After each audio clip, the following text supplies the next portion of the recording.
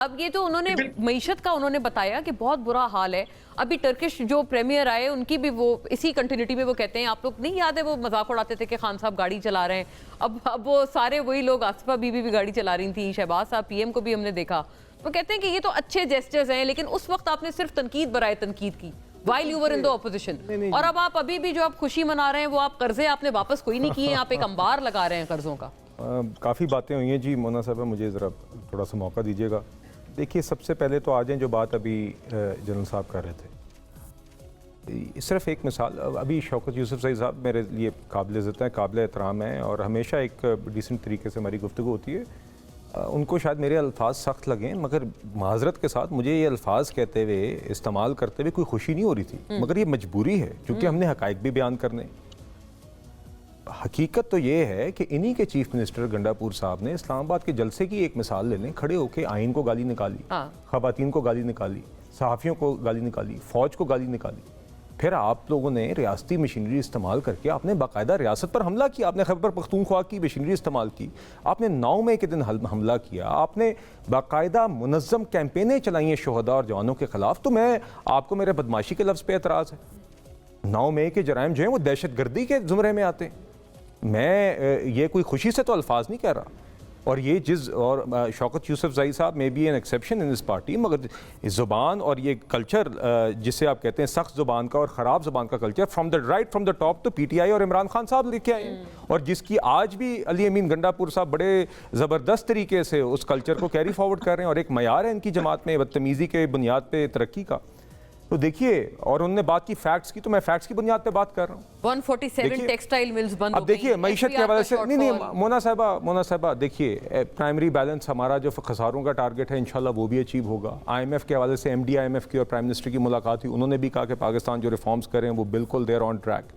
तीसरी बात यह है कि बात यह है मोना साहबा कि 1 साल कबल ना जी इनको PTI को दुख इस बात का है कि इनकी सारी कोशिशों के बावजूद मुल्क डिफ़ॉल्ट क्यों नहीं किया। 2022 में बाकायदा खैबर पख्तूनख्वा की हुकूमत का इख्तियार इस्तेमाल करते हुए उस वक्त के KP के फाइनेंस मिनिस्टर ने एक चिट्ठी लिखी कि पाकिस्तान का प्रोग्राम IMF के साथ पिछले प्रोग्राम पे आपकी वो बदमज़गी सी भी हो गई थी झगड़ा साहब के साथ। माजरत के साथ मैं एक्सपेक्ट करता था, एक होता है सियासी बयान देना, एक होता है जानते हुए कि इसका कॉस्ट हमारे मुल्क के लिए क्या होगी, डिफ़ॉल्ट का रिस्क डिफ़ॉल्ट का क्या मतलब है मुल्क के लिए, मईशत को किस तरह बंद करना, मुल्क में एक क्राइसिस पैदा करना जिससे हर शहरी की ज़िंदगी ख़राब होनी थी। पेट्रोल ना होता मुल्क में, डीजल ना होता मुल्क में, गैस ना होती, ये या गैस भी मुस्कुरा रहे हैं। देखिए, तो ये काम इन्होंने 2022 में कोशिश की है, फेल हुए।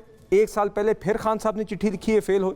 और अब सुन लीजिए, 1 साल कबल इनके पास भी मौका था कि पीपल्स पार्टी के साथ हुकूमत बनाने का डायलॉग करते। अच्छा। उस टाइम पे ये जिम्मेदारी से अपने आप को उन्होंने हटाया। पीपल्स पार्टी के कई लोग नहीं मानते बिलाल साहब, वो कहते हैं कि हमने कोई ऑफर नहीं की थी, ऑफर नहीं थी, मुलाकात कर ले। तो इन लोगों ने तो मुलाकात के ऊपर भी क्यों नहीं, देखिए ना, आपको बड़ा शौक, आप समझते हैं कि आप संभाल सकते हैं, आप हुकूमत बनाने की आपने क्यों नहीं कोशिश की। मैं आपको वजह बताता हूँ। बताएं। इनका ख्याल था कि मईशत इतनी बुरी हालत में है, इतनी मुश्किल हालात हैं कि हमसे तो संभलने नहीं है, तो इनको बनाने दें। जून तक ये सारा, गर्मियों तक जो है मामला नहीं संभल सकेगा, और हम इसी तरह IMF को चिट्ठियां लिखेंगे और हम एक ऐसा प्रेशर बनाएंगे कि सारा धड़ाम कर जाएगा और मईशत भी डिफॉल्ट कर जाए और सब कुछ हो जाएगा। बदकिस्मती से इनकी 2022 से लेकर आज तक सारी कोशिशों के बावजूद पिछले 1 साल के अंदर अब आपने देखा है कि मुल्क मुआशी स्टेबिलिटी की तरफ गामजन है।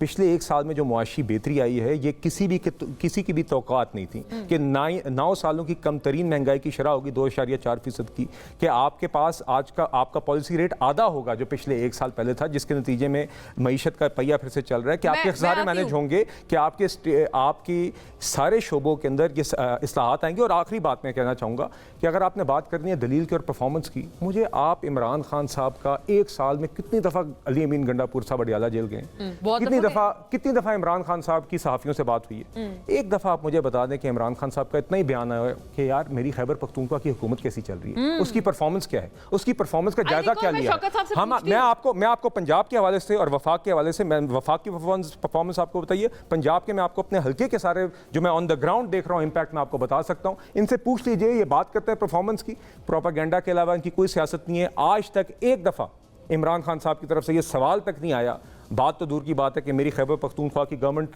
की परफॉर्मेंस क्या है, क्योंकि उनको इससे कोई गर्ज ही नहीं है। अच्छा, वो बड़े एलिगेशन है। मेरा ख्याल है इससे पूछेंगे, कोई ऐसा बयान भी था खान साहब का कि शहबाज शरीफ साहब ने, मुझे तवक्को नहीं थी लेकिन कोई मईशत संभाल ली,